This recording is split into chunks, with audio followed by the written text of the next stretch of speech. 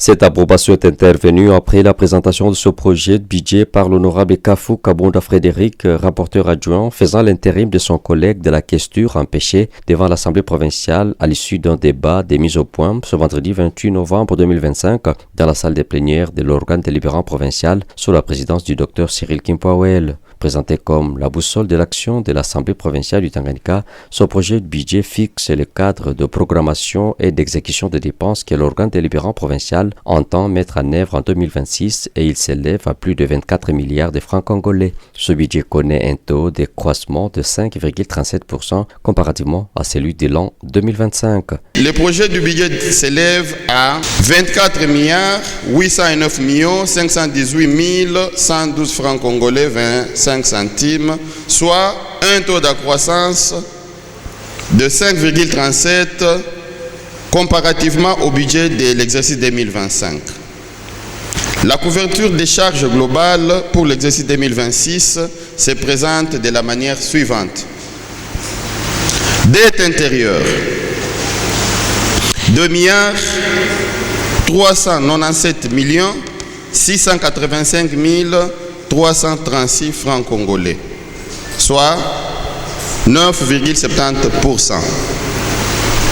Notons que cette dette intérieure reprend respectivement les arriérés de mois d'août, septembre et octobre de l'exercice en cours.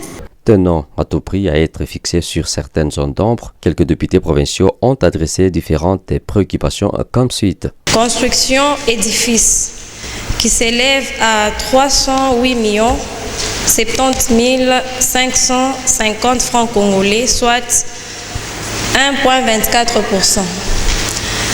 Il s'agit des chiffres. Bon, vous nous prenez un peu dans la globalité.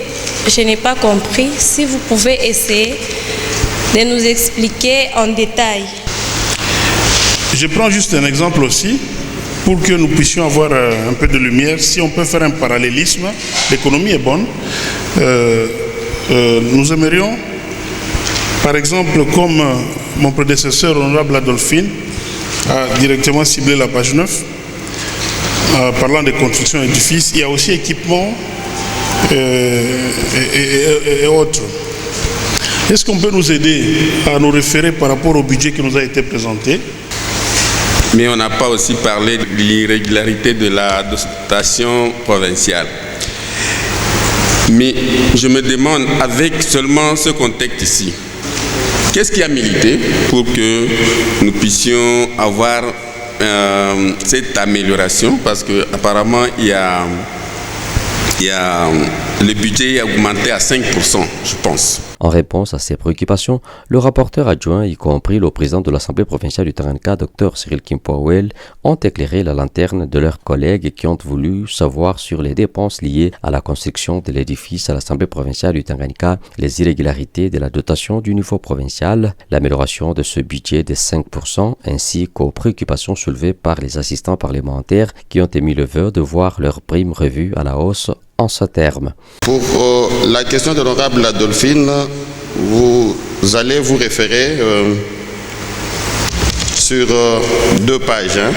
La page 72 et la page 74, vous aurez tous les détails. Référez-vous à notre budget. Pour l'honorable Barnabé, de même, vous allez vous référer à la page 64 et la page 71 de notre budget ici.